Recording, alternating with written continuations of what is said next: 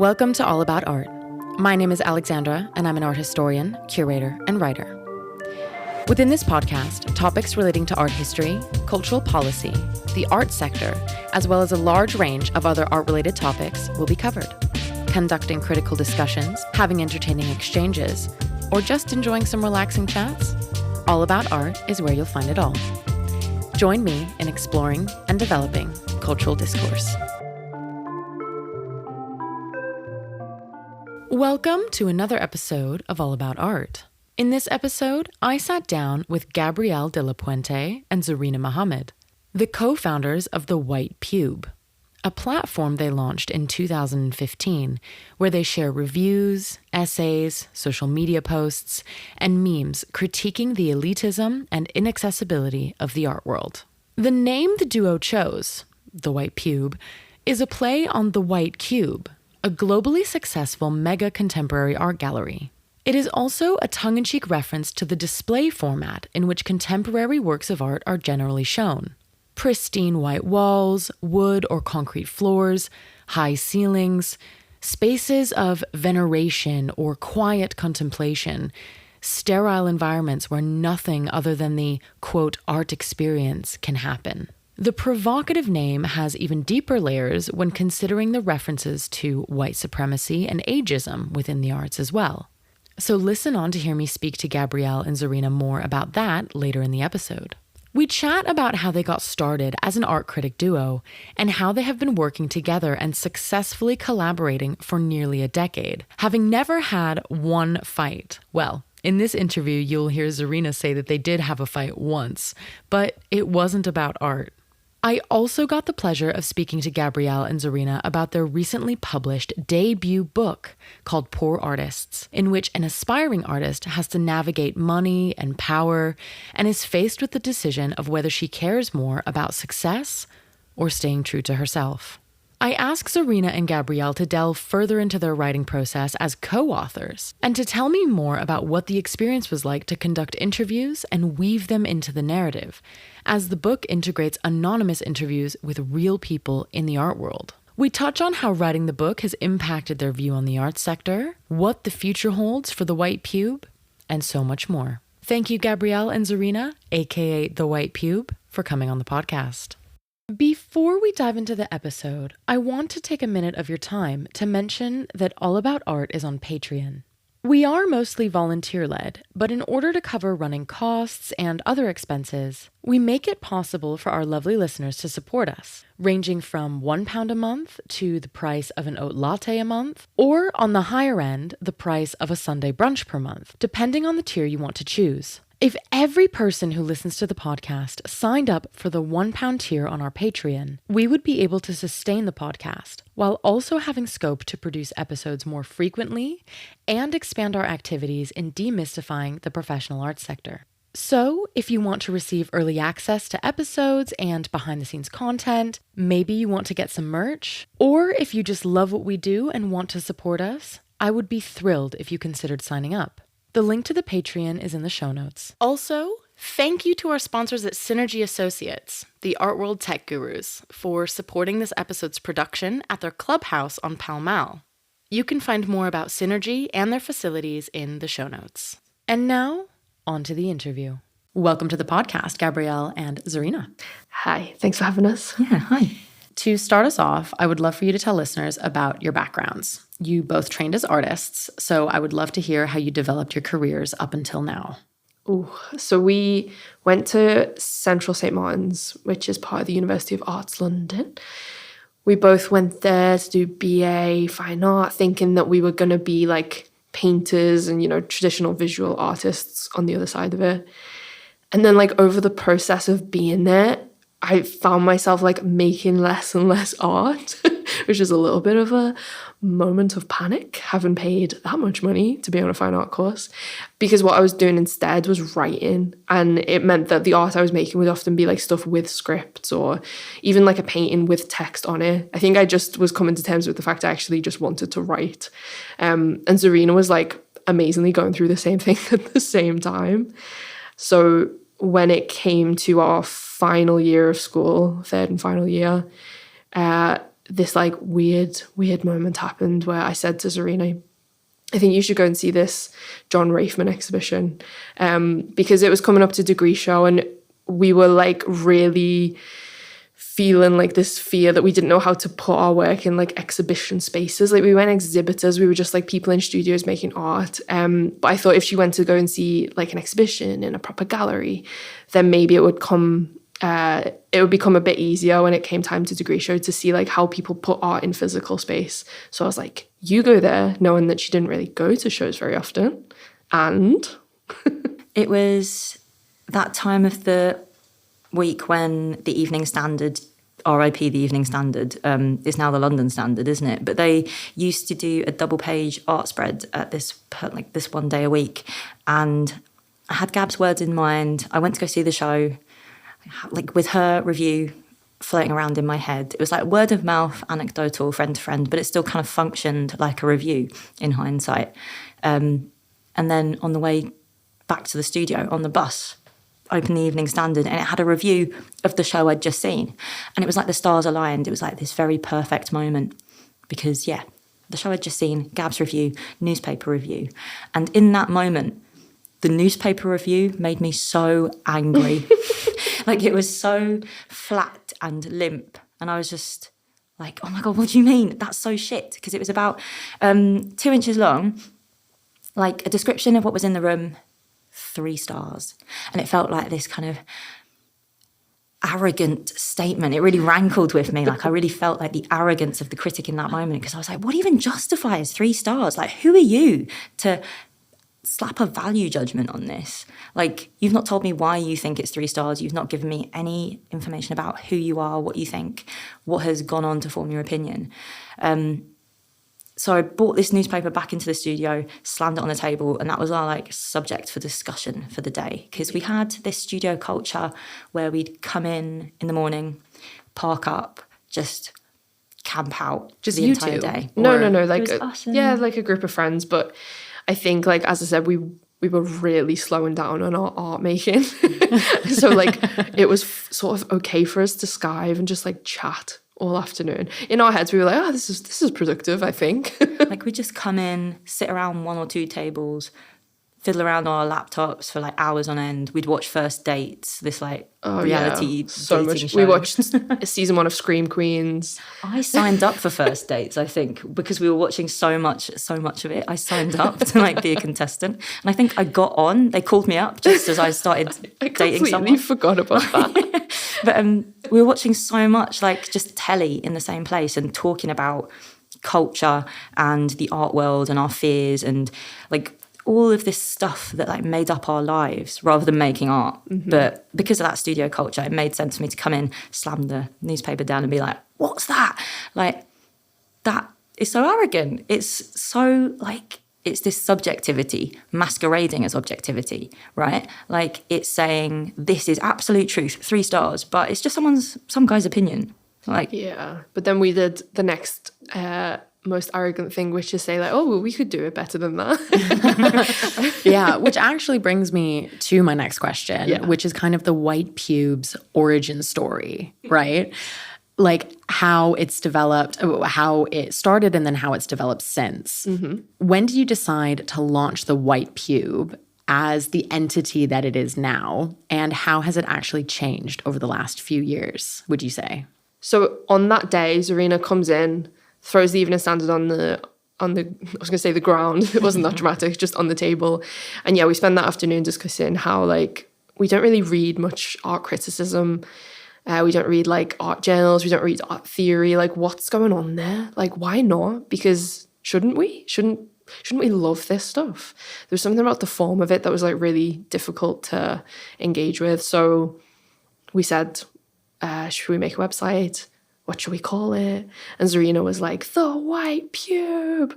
And the name was just like, oh my God, we've got to do it now. Like, it's too funny not to.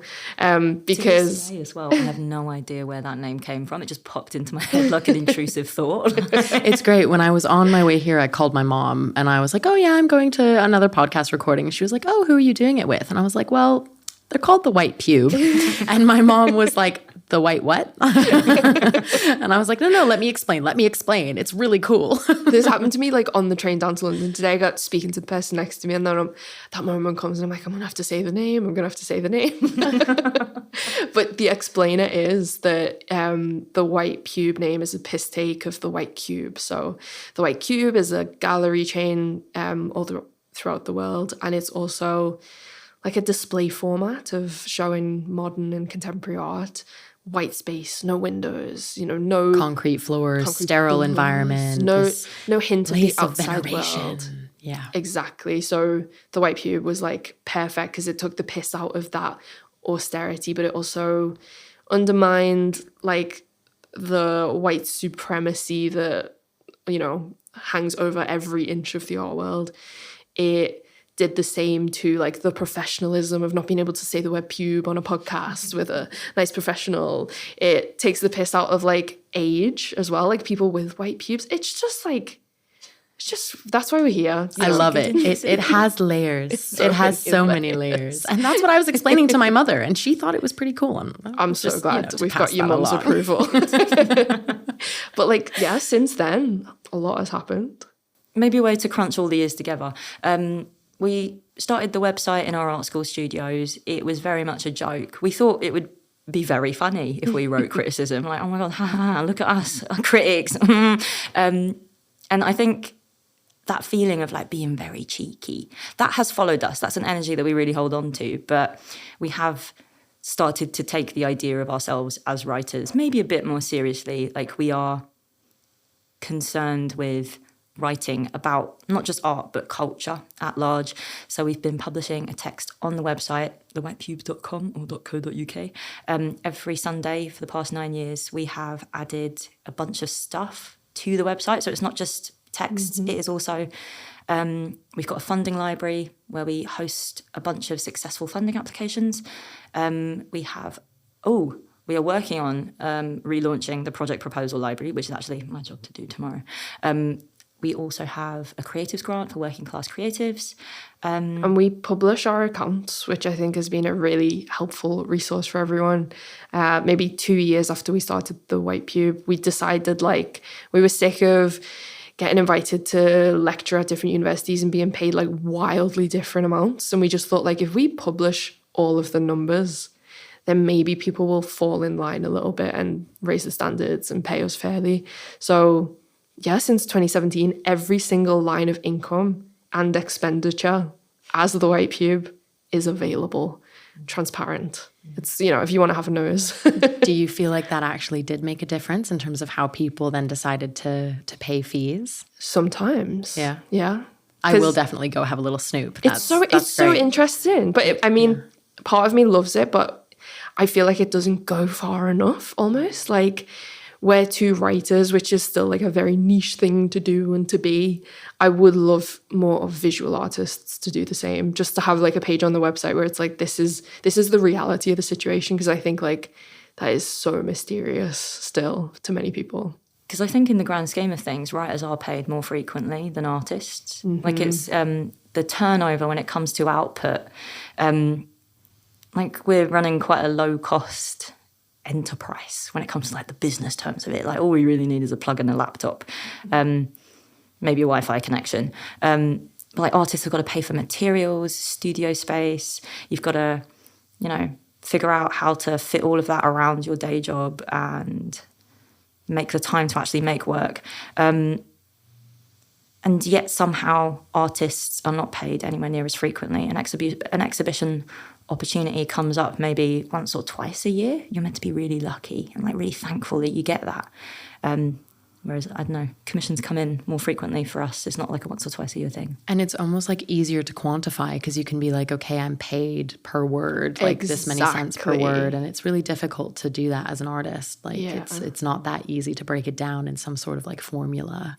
Yeah, the last time we wrote an article for The Guardian, it was 31p a word, I think. And I was like, oh my God, that's amazing. And all amongst the writers I spoke to, they were like, The Guardian pays the best still to this day. I don't know if that's true. But yeah, as you say, there's no way to map that onto art, especially when something can take like 20 years to complete, whether it's like a performance or a painting. And I don't know, it's hard to even want to quantify it, I think. Sometimes doing that can really like break the magic of an artwork, and it's like, what am I worth? I don't want to think about worth. I just want to think about art. I think that like heartbreak thing is something we think about quite a lot. Yeah. So when you ask like, you know, what's happened since the White Pube began, I think we started with this pure love of like, let's just write and see what happens, and what does like criticism look like if we produce it. But it became like totally entangled in that conversation of like money and worth, and like, you know, how are we going to make a living, and do we want to make a living from our writing? And seeing the same thing happen to the people alongside us who we graduated with, who went like, you know, visual arts rather than art criticism. And it felt like all of that is what pushed us to be like, oh, we need to write a book. we need to write a book. Yeah. I love how like it always like brings me right into my next question. This is so perfect. Because we are sitting here today, not only to discuss, you know, what you two have built with the White Pube, but of course you recently published a book called Poor Artists, which I have right here, which listeners maybe heard me thump against the table just now.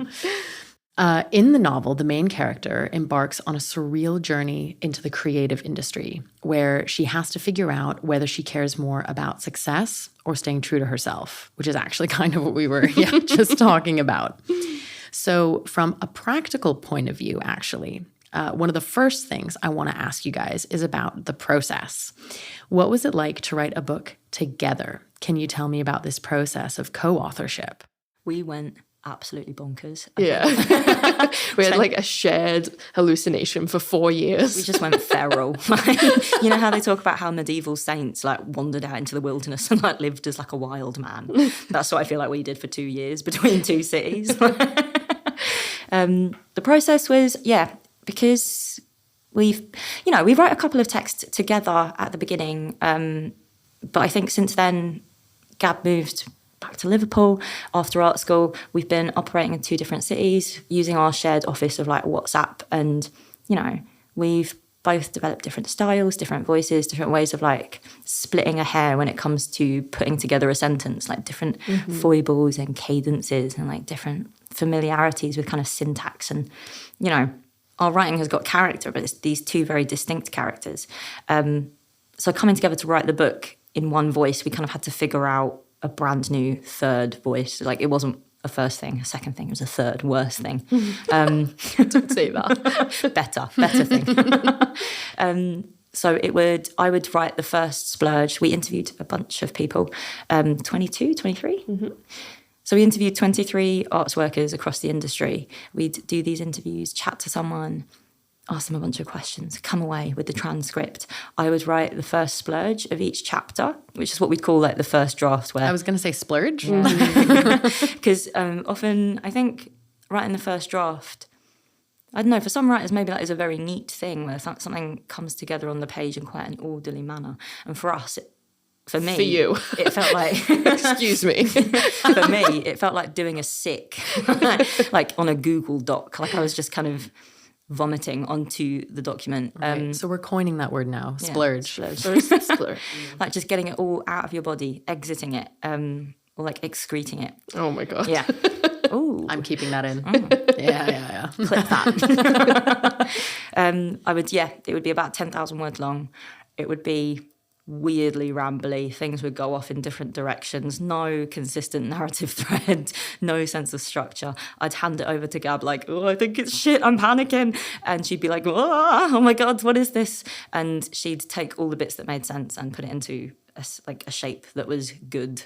And yeah, I would delete it, basically. I would start a new document, empty second draft-ish, and then transplant a few parts, or even just like some of the imagery that Zarina was like trying to get at, and then fill in the cement is what I would say in my head. It's time to do the cement. And then also just try and like refer back to the transcripts a second time, because like those anonymous interviews that we did with people across the industry were like a really good guide rope. Like essentially what we were asking people all through those interviews was like, you know, if things are so difficult financially, like, why are you still here? Like, what's actually keeping you here? Or can you not leave? Is this not even a choice? Is it like a fate thing, like pulling you back all the time? Yeah, like a compulsion. So I would refer back to the transcripts, which I kept like running to the printers at the end of my road and like I need another one, and I would just pages and pages with highlights. And Oh, so would you do it? You'd like print it out and do it all physically? I would often do it physically, and then kind of input it back into like this Google Drive we had, and then we would send it to our editor, and our editor. Eventually there was a point where she was like, I like this book best when it's sharp. And that like comment about it being sharp kind of influenced the editing process from then on. We were like... I think I read that in an interview that you guys did. And I remember, I think you had said, Gabrielle, that, because the audience doesn't see me pointing at you, that really refined. You were like, okay, I need this to be sharp for you. I know, but I think I know, I've been like reflecting on it recently, and I think like I did an English literature A-level, and my teacher was like, you're going to do really well. And I did the AS level, the first exam that you do, and it came back and it was like a B, and I was in tears. I know a B isn't bad, but she'd really built my expectations up. And she was like confused about it, and she actually recalled the paper so that we could like sit down and look through it. And after class one day, she kept me behind and she was like, okay, I want you to reread what you wrote in that exam. And we read it, and it was like I'd written a poem. Like it was just like... I was like writing because I enjoyed writing. It didn't necessarily make sense. And I think I hadn't noticed because I was like so caught up in like the furore of the exam and like the stress of it as well. So it was that English teacher at like age 17 who was also like sharp in it. Just like think about clarity, think about what you're actually trying to communicate. And I resat it and I got full marks. And ever since then, I feel like I've been really intent on like making sure I'm understood. So that has been important as like a writer and a critic, but it's also become like, I don't know, the book has been a really good place to apply that, especially because like in meetings we had with the publishers at the very beginning, we had made this comment about like, oh, we'd love this book to be the kind of thing that, I wish I would have read 10 years ago. That would be amazing. I would love it if we could do that. And she said like, oh yeah, like it could be, Poor Artists could be like a weird textbook. And that, again, that comment, like educational, imparting one thing to another, but also doing it in a way that doesn't feel too overwhelming. I don't know, something about that feels like really like useful. Like that's my contribution to this culture. I like that. And Zarina, because you kind of splurge onto the page, do you feel like you kind of had to sharpen it, or was that something that like your technique is really just to splurge and get it out, and that's your creative process, or how did that kind of develop? This is such a good question. That's such a good question, because I think that comment that our editor had about sharpness felt like the first time I had to think about that sharpness. And I don't know, we've been writing for so many years with just each other as our editor that, I don't know, it always felt like this very cloudy, opaque realm where I was trying to figure out things on the fly and like not necessarily hearing feedback from people directly, meticulously about the quality of the writing. And I've been really thinking about what sharpness could look like. I don't know if I have an answer for that necessarily definitively, but I think, I don't know, sharp as an epithet or like an abstract value keeps floating around my mind after writing the book. Like in all of the Sunday texts, I'm thinking about what sharpness could possibly look like. I don't necessarily think that splurging feels like part of the creative process, because I think what it is maybe is that we've been writing short form for so long. I found it really difficult to stretch myself across the length of a book and keeping track of all of the threads that we had going on, trying to think about what happened like 7 chapters ago in that first interview. Gab was quite like really good at it. I think maybe because like having it all printed out maybe made it feel like spatial or physical, and like trying to scroll through a document, like I was just like, ugh. But it kind of felt like this massive sprawl to me. And I've still not got an answer for that. I don't think it's like a splurge. It isn't necessarily like excretion. That is me maybe being... No, I love it. Maybe I'm being flippant with it, but yeah.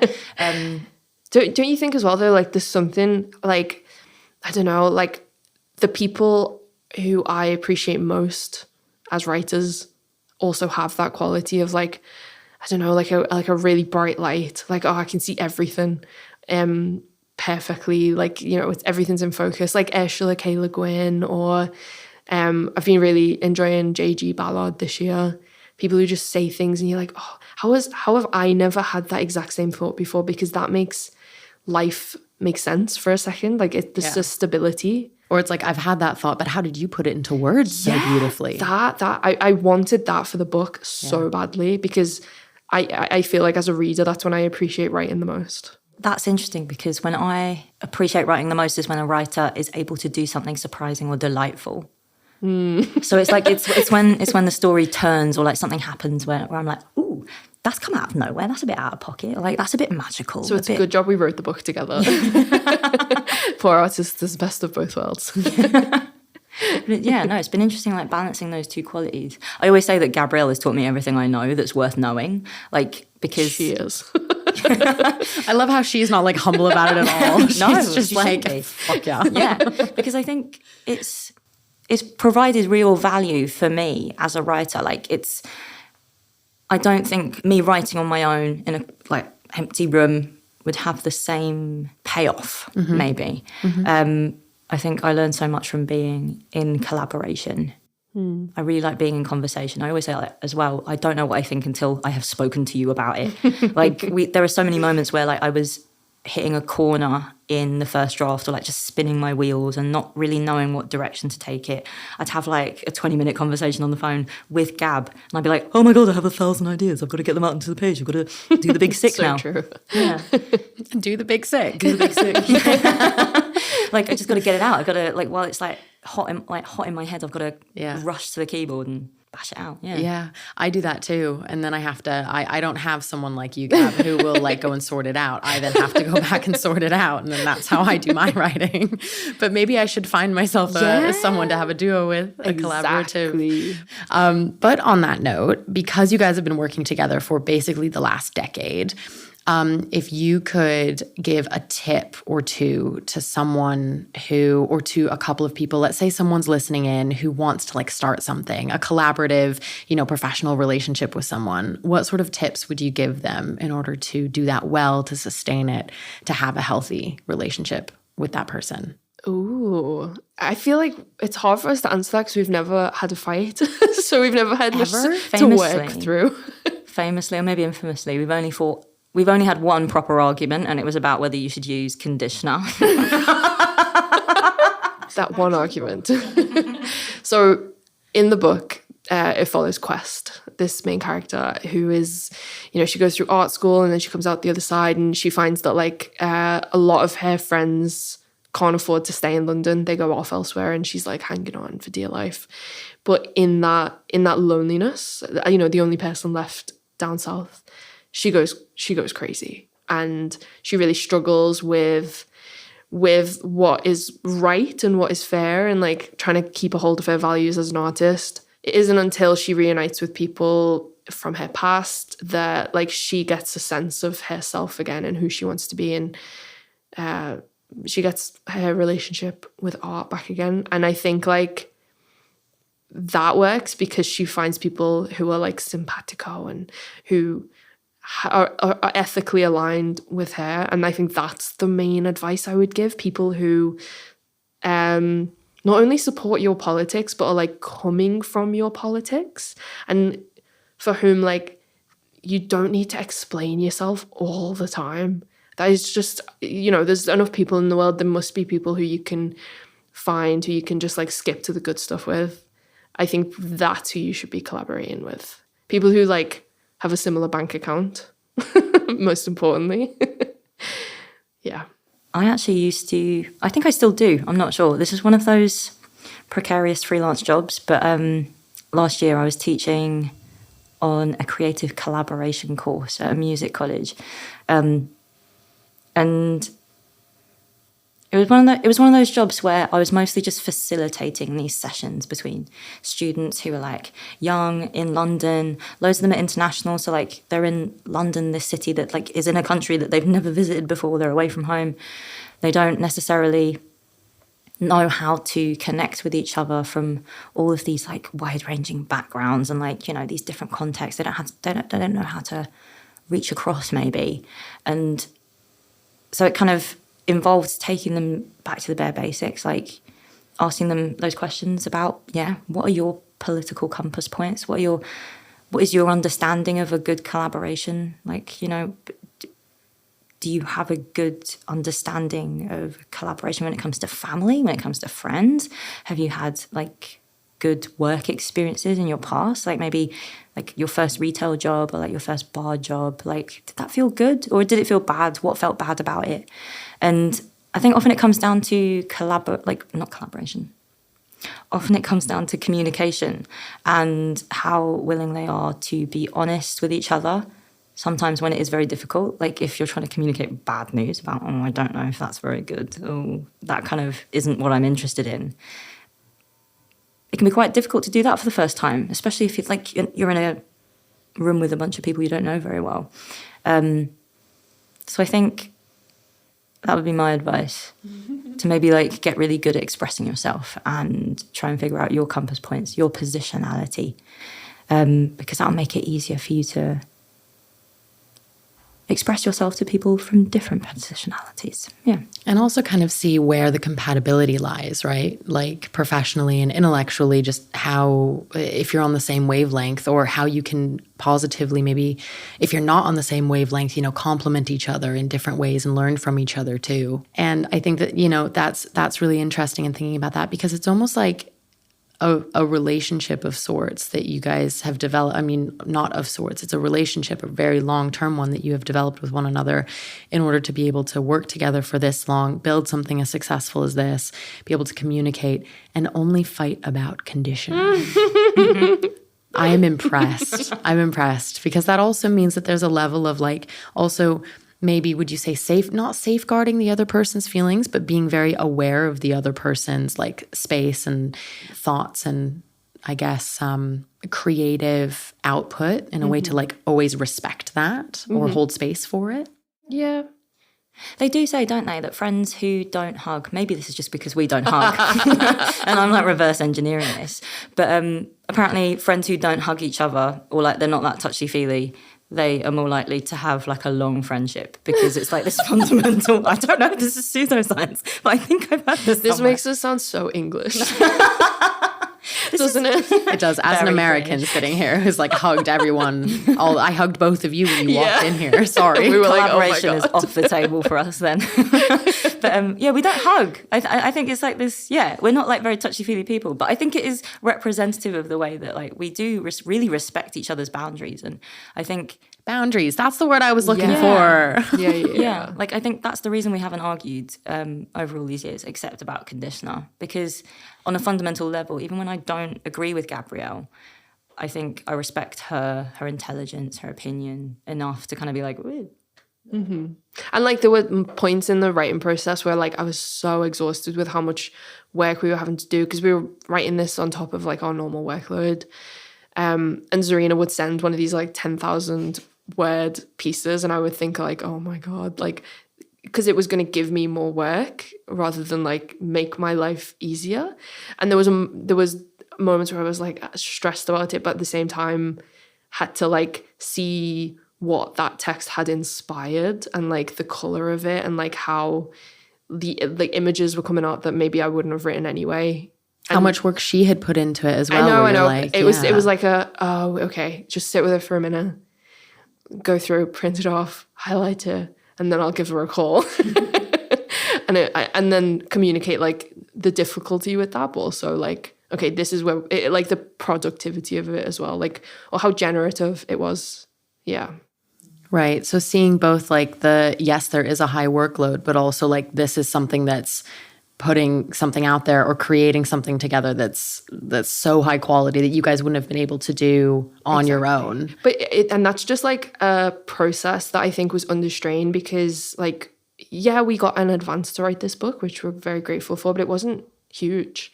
And it often isn't for people working in like the creative industry, whether it is like an exhibition, you know, you get a commission to do something that, you know, for a show that's going to be on for 6 months, and you're thinking like, based on how many hours I'm going to put into this, I don't think this is a fair wage. So the same thing was happening to us writing the book. And if we'd have had like all the time in the world, it would, that stress, I don't think I would have felt it. I like keep thinking about The Lord of the Rings, Peter Jackson's The Lord of the Rings film series, because Thank you for clarifying, not to be confused with the other Lord of the Rings. The book, not to be confused with the book. Like when they filmed the first one, okay. when they filmed The Fellowship of the Ring, essentially what they did was like bring loads of actors over as much as they could be in New Zealand for like a year and a half, and they would film like endless scenes. The Peter Jackson and his 2 co-writers were writing the script as they were filming. Like they were just constantly like reacting to yesterday's filming outcomes and be like, oh, what if we did this scene? And it meant that like by the end of that year and a half, they had something that they never could have imagined, just because they had so much money and so much time to all be in the same space creating this one thing together. Yeah. Well, because with Poor Artists, you know, I understand that it's a fictional novel, but you guys briefly mentioned earlier on that the book features anonymous input from real people in the art world, as well as also like autobiographical tidbits. So I'm wondering, did you guys have moments when, you know, chatting to people that you interviewed where you knew like, you know, a light bulb went off as you were chatting to them, like this specific thing would be included in the storyline and like this is how we're going to do it? And could you also maybe divulge what it was? Obviously not who it is, because that's anonymous, but yeah. Super secret. Yeah. Like, it's interesting describing it as a light bulb, because I often think about it as like improv. Like, yes, and that becomes the scene. Like, you know, one of our interviewees maybe says something about how going to these fancy art world dinner parties, or like the fancy art world parties in general, feels like being a jester at a royal court entertaining the king and like his courtiers. And we're like, okay, all right, then Quest has got to go to meet the king. This is like an actual royal court. And there are knights, there are like fancy bushes, and it's like that scene from Alice in Wonderland where she sees, you know, all of these things. Like it takes on the quality of that metaphor but extended into an entire pocket dimension of the chapter. And I don't know if it was necessarily like a light bulb turns on, but it's more like, oh, that's compelling. Like, what happens if we like scratch away at that and blow it up into the entire chapter, the setting? Yeah, I've got like the list of the chapters in front of me, and it's just like every chapter. Like someone we spoke to mentioned that, like, you know, there was a year where they lived in their studio secretly behind like a secret compartment on the ceiling that they'd built for themselves, and it's like, oh, okay, then like we're gonna put that in the book. Was the weeing in the bucket also? The weeing in the bucket was real. The security guard prowling the corridors at night was real. Which is, I think, why it's, to me, quite funny that this is, I don't know, it's blending fiction and non-fiction, and we are describing it as a novel.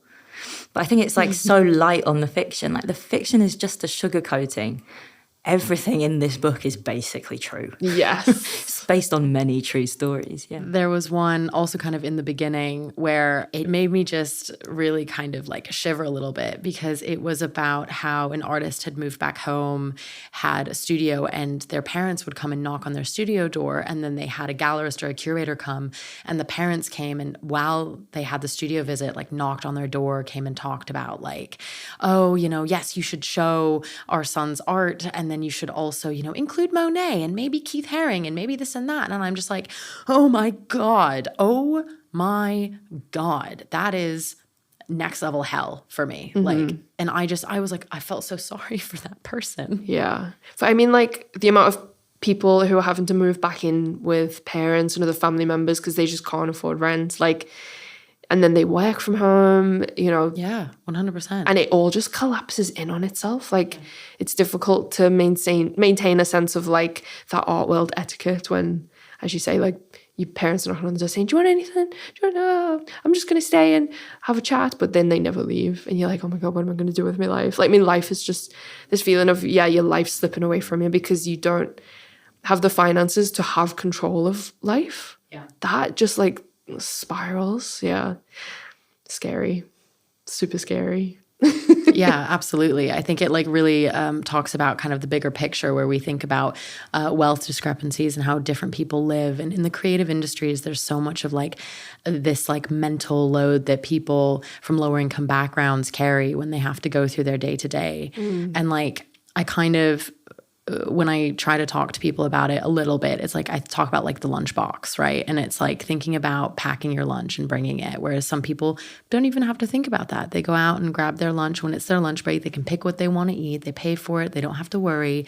And I know that that's a small amount of people who are able to do that, but I've worked with a lot of people who are able to do that, and that's fine. No, but it's that lunchbox example is really a good like insight into the rest of the experience. Like I am coming down to London because I need to do all of this book promo, but I'm gonna have to pay for my meals, and then I'm like, oh god, like, you know, not having a fridge for 4 days is so stressful. Every meal in London is like 20 quid no matter what it is, so that's like 320 quids a day for 4 days, and I'm like, I don't know if I have that. So what do I do? And like Tesco meal deal, baby. Tesco meal deals. Like so many people are in that strange, I think like, I don't know, like it's like a dual mirage image thing where it like looks like you're successful. You've got a book out. Or didn't you just have an exhibition on? Or were you in Frieze Art Fair? But like people are scraping by. And then it's harder to like get the next opportunity when you can barely hold on to this one. And that's so sad. Like I've spoken to so many people in the past year because we have like a working class creatives grant. So often we'll get emails through from people who are like, this is my financial situation and I would really love money because, for example, I have just had a film accepted in a film festival, but there's no way I could even afford to get there to see it big on the screen and, you know, meet people and speak to people afterwards and like go from there. Like, can you give me the grant so that I can pay for tickets and accommodation? Or someone who said like they were in a Netflix series and like people recognize them on the street, but they are in so much debt from paying for acting school, from paying for trains to London for auditions, that like they are not feeling that success on a material level. So like, how can they enjoy even seeing themselves on that Netflix show and they know the cost it is taking? Like that sadness, like I feel like we need to talk about it more because everyone I know in my life is speaking about it. Like when I meet people and I say, oh, you know, how's it going?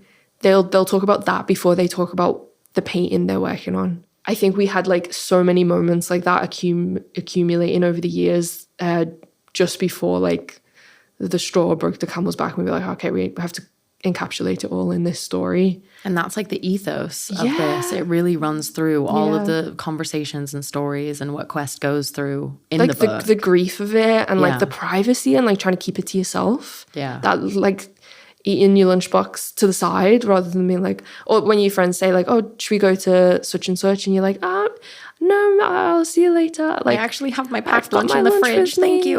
Oh, I hate all of this shame and like shame that's not caused by any individual, but like by the systems that we live in.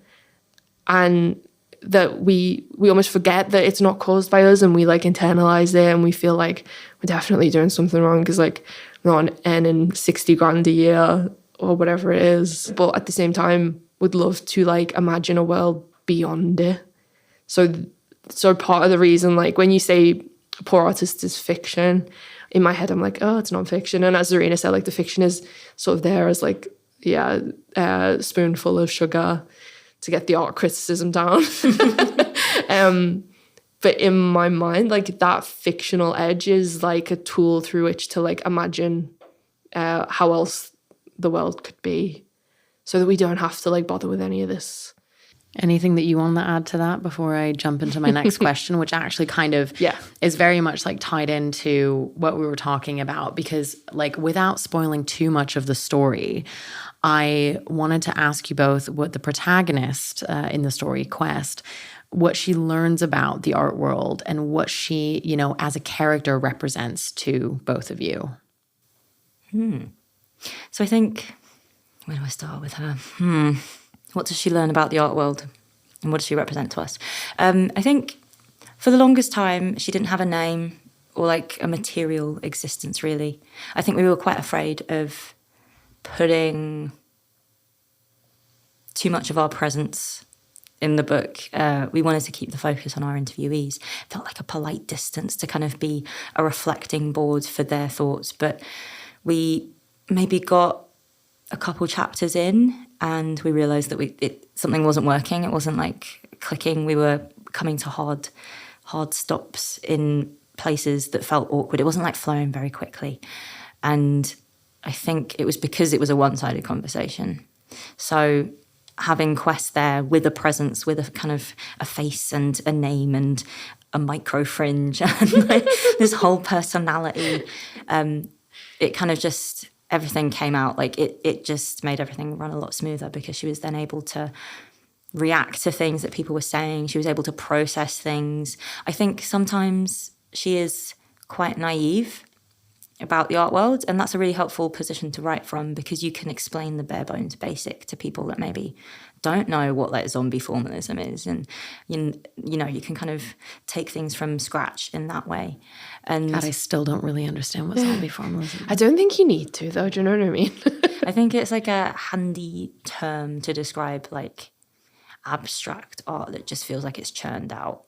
Yeah. Like it's I read a whole entire article on it in Plaster magazine, but I was like, yeah, I get it. And then it like went in one ear and out the other. And I was like, no, I don't get it. That's me with everything. But I think so much content in the art world is described in this very fancy way. It's going to make it sound like a thing. It's not really a thing. It's just this, it's something that exists, but like giving it a specific name, like fancy terminology, makes it sound bigger than it is. There's a lot of bravado, a lot of grandeur, and I think it's quite interesting to cut through that with a narrator that is trying to discover it all for the first time. What does she mean to us? I don't. Just to go back to the other question, I think what she learns is like the art world isn't something that she wants to be a part of. And like the art industry, and I think she realizes like she doesn't necessarily want to be an artist. She just wants to make art. That distinction between like formalizing something and professionalizing something, like it doesn't work for everyone, and I think that's fine. And she realizes that in order to protect her sanity and just mental health in general, she needs to like withdraw, and she needs to make art for herself and on her own terms, not for a commission, not for a funding application, not for anyone else but herself, no one else's interests. And in that, she also realizes that like, even if she isn't rich in money, she might be rich in people, and she needs to like redirect her attention away from herself and her own success to like the success of relationships and collaboration, as Zarina was talking about in the beginning, because maybe if she could become a part of like a small studio group where everyone is like a family, like maybe that's what her life is for, and maybe she'll just get so much more out of that than like a shit chat with someone at a private view. There's that difference between a career and a practice.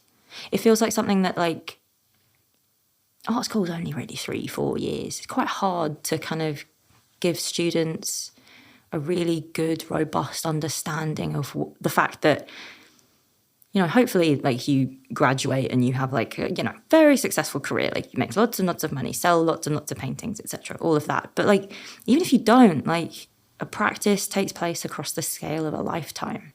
And I think arts education at the moment is very much like under that pressure of the state, like government, like vocational training, like trying to produce a bunch of people that will contribute to GDP in a meaningful way, which art has never been typically very good at. But it's really hard to try and teach students in a way that enables them to see the value of everything that they're doing in relation to all of the other stuff, like the stuff that they're doing. Like it's horizontal, it's an ecosystem. You can't just build one on top of the other, like in this linear way, the next best thing and the next best thing. It kind of, I think one of the characters, the mountain, Mark Makin, Quest's head of her course that she has a conversation with midway through, he says that, like, you know, artists find themselves down dead ends all the time. And it's like, it's really hard to conceptualize what that looks like in practice, like in someone's actual life. And I think she goes through it and then comes out the other end and has a maybe concrete understanding of that. And in terms of like what she then ended up meaning for you guys, how do you think that maybe going through this process with her has maybe influenced your view on the art world or changed your view or, I don't know, somehow had a greater impact? Oh my God, like a huge impact. I think often writing for the both of us has been like a way to discover what we actually think about something. So we'll go to an exhibition or we'll play a video game and then we'll sit down and start writing, and it's like your hands surprise you because your hand is writing something and you're like, oh wait, that's what I think. I wrote a review of The Substance last week after leaving the cinema, just like shell-shocked. And then I wrote this review and I was like, I actually think I really respect the film. Apparently I do. Thanks for letting me know. Did you not feel like you did when you walked out, or were you just like processing? I was still processing. And that process thing, I feel like, you know, if you ever have an argument with someone and they're really fast about like their emotions and I've never been, I'm just like, I need like 3 to 5 business days to figure out what I'm going to say back. Let me get back to you. Fuck you. They're in the shower practicing the arguments. That's exactly who I am inside. And yeah, we were coming up to this point before we started writing Poor Artists where I was like, I don't think I can afford to do this anymore. Like, we've really been scraping by for years. Like, we can't save any money.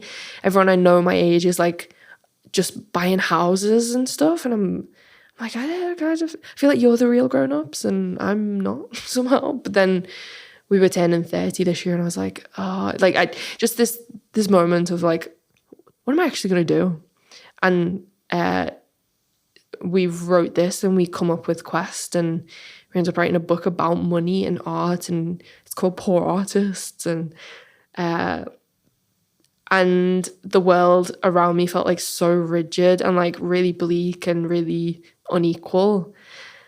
And in a lot of the interviews we did, anarchism kept coming up as like one solution through which like some revolution might balance everything out. It might create a world where like money didn't exist. So we wouldn't even have to worry about what we did and didn't have, because maybe we would live in like much smaller groups of people and we would just take care of each other's needs. And like, wouldn't that be beautiful? And maybe art would exist differently in that climate as well, because like the conclusion Quest kind of comes to, like, maybe we would just make it for ourselves and for each other in these smaller little groups. I know that's like a boring conclusion. It's like I don't think it is. I actually think it's like it's coming full circle to something where we're thinking about, like, you know, when we go into the creative industries, it's like, oh, wouldn't I love to do what I love full time? And now actually a lot of people, and this is actually not the first time I'm having this conversation today. I was having it before you guys arrived. It's kind of like, then all of a sudden you're taking a step back and thinking like, wait, maybe I don't want to monetize the thing that I love. Exactly. That's what I'm trying to get at. You're saying it much sharper than me. And how about you, Zarina? What did Quest kind of teach you throughout the book writing process, throughout her quest? I think, do you know, I actually think Quest is maybe not the most important character to me. She's not the one that I got the most from. I think Mo actually kind of comes in. Quest's boyfriend. He comes in and then he comes back. No spoilers, but like he comes back at a point that kind of functions as the real turning point, like the entire book. That little surprise you were talking about that you love so much. Yeah. Yes. He kind of flips everything on its head. And I think he provides a kind of information to Quest that like sends her on this completely different trajectory to the one that she was traveling on before. But similarly for Gabrielle, for me, finding out about anarchism as a political ideology mapped really well across the kind of gaps that I'd been trying to patch over myself. Like, we'd been writing for years about the problem with institutions and this feeling that, like, other people have all the power, they've got the money, they've got the resources, and they get to tell you what you're allowed to do by, you know, giving you a commission. You're meant to feel grateful and all of this. And, you know, they are responsible for so much inequality in the arts, like class, of course, but then like the racial disparity in like London, like it's really like, this is a minority majority city. Like, it's crazy that arts institutions look the way they do, but it's also not really, like, it's not representative in that way. But like, even if it was, that wouldn't be the fix, because the fundamental problem is with the structure of things. And so, like, you know, I spent years tying myself in these knots with like diversity policy and like all of this. And actually the problem is the structure itself. It's like the way that the system exists. You kind of do need to burn it all down and start from scratch. And there's no way to do that without turning the Tate Britain into like a public Lido. Like, there's no way to kind of raise it all and start from the beginning. And anarchism kind of provided a understanding of all of that, the way that that could be. Like, actually the problem is with power. The problem is with the idea of hierarchy itself. Like, there are ways to make decisions that avoid the concentration of power in any one place. Like, that, it really felt like it slotted in quite well. It provided me with answers in a way that I think, you know, as cynical as I am, it was nice to kind of be given that kind of an answer. Well, I'm aware of the time and that you guys have both taken an evening out to talk to me. And so I'm going to move on to my very final question. It's a fun question that I ask all of my guests here on All About Art. It is, and I don't know why I'm looking over to read it. Like, I've said it more than 60 times, nearly 70 times. This is, you guys are episode 69, by the way, just fun. Love that. It's if you could pick one artist from art history to have dinner with, who would it be and why? Oh, Maria Lasnik. I'm obsessed with her. An Austrian artist. Yeah. I just actually bought a Maria Lasnik exhibition catalogue off eBay for 20 quid because I was like, I just need to sit there with them offline. I'm sick of looking at like pictures on Google Images. And I read the intro essay, and it was just a lot about like how she didn't necessarily make portraits. She wasn't sat in front of a mirror making like a realistic portrait. She would just sit down and start painting in a way that was trying to get at how it feels to be alive and how it feels to be in a body. So she didn't need to look. And if it ever did look like her and the eye was maybe in the right place, you know, in relation to the nose on her own face, then that was just an accident because it was just hair in the paint. That sense of like, oh, how does it actually feel to be a body is so much of our writing as the White Pube and so much individually that I would just love to sit and chat to her more about that. And she seems fun is the other thing. It doesn't seem like if I asked her that question, it would be like a really serious lecture. She seems like, you know, a bit kooky with it. Obsessed. I actually wanted one of her paintings to be the cover of the book, and Penguin said it was too confrontational.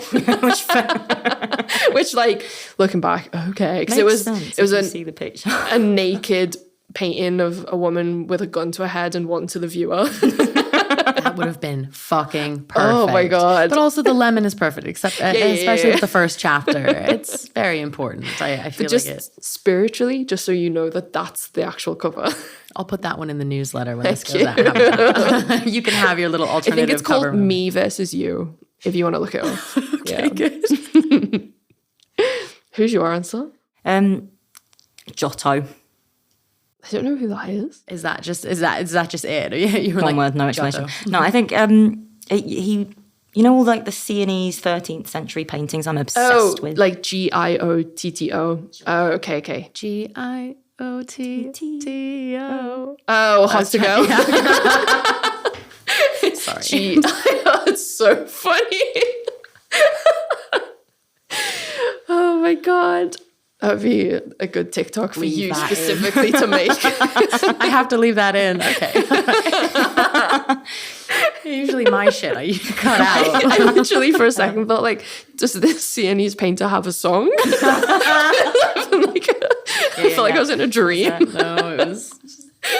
Intrusive thought. You got to run with it. Yeah, You gotta run with those things. I'm really, really into a bunch of 13th century medieval paintings that came out of Siena.